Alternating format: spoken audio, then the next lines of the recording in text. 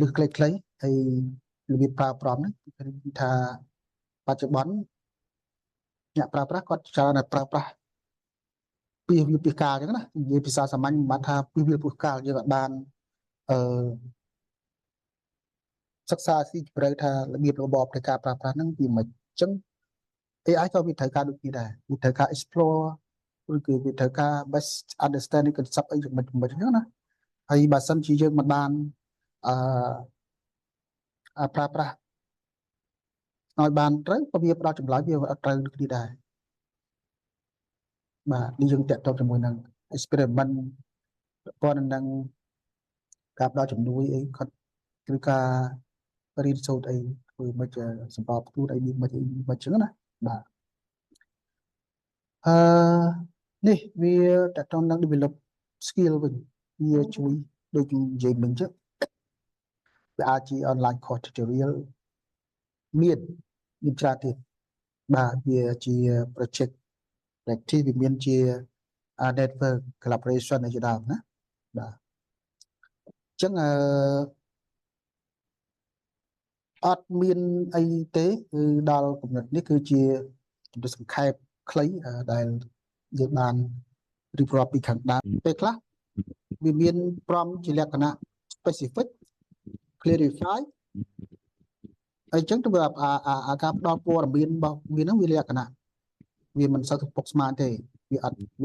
ទូលំទូលាយវាអត់នេះឧទាហរណ៍ខាងលើអញ្ចឹងខ្ញុំដាក់ថាយើងសួរឧទាហរណ៍ថា what is the capital of France មកថាទីក្រុងរបស់ប្រទេសបារាំងហ្នឹងឈ្មោះអីអញ្ចឹងណាប៉ុន្តែចម្លើយហ្នឹងវា accurate មកត្រឹមត្រូវហើយតែខ្លះវាអាចជាលក្ខណៈ general ជាលក្ខណៈទូលំទូលាយអញ្ចឹងវាផ្ដល់ចម្លើយមកច្រើនផ្នែកច្រើនអីចឹងបាទវាអាចចេញ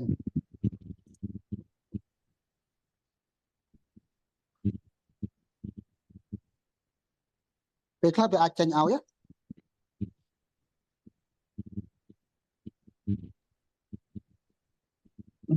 វាឲ្យតាកញ្ញា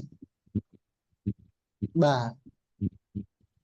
គឺថាខ្ញុំធ្វើការនៅ UNDP ហើយខ្ញុំផលិតstrategy plan របស់ disability inclusion ចឹងវាចេញឲ្យទេបើសង្ខេបឲ្យ active individual អញ្ចឹងណានេះគឺព័ត៌មានដែលយើងទទួលបានពីមកបានជាព័ត៌មានបន្ថែមឃើញទេមានរូបខ្ញុំអីនៅក្នុងហ្នឹងទៀតឃើញបាទភាសាខ្ញុំមានការងារច្រើនឡងទៅជាមួយនឹងអង្គការដៃគូណានេះក៏មានដែរគឺមានមិនសិនរូបគឺមានមិនសិនឈ្មោះខ្ញុំបាទមានមិនសិនឈ្មោះខ្ញុំពេលអញ្ចឹងបាទខ្ញុំធ្វើការនេះមិនសិនឈ្មោះខ្ញុំណាភាសាមានមិនសិនឈ្មោះខ្ញុំវាចេញឲ្យដែរបាទហើយចំណុចមួយទៀតមានចាត់ណាទៀត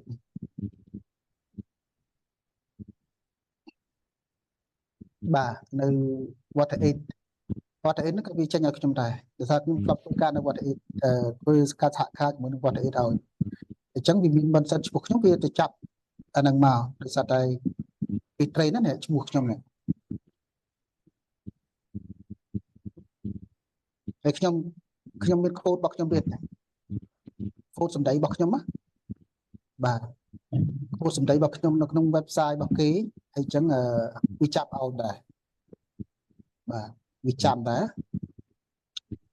អញ្ចឹងវាងាយស្រួលបែបហ្នឹងយើងអត់ចាំបាច់ថាមានទៅរកព័ត៌មាននៅក្នុង Google អីcheck ម្ដងមួយ page អីទេ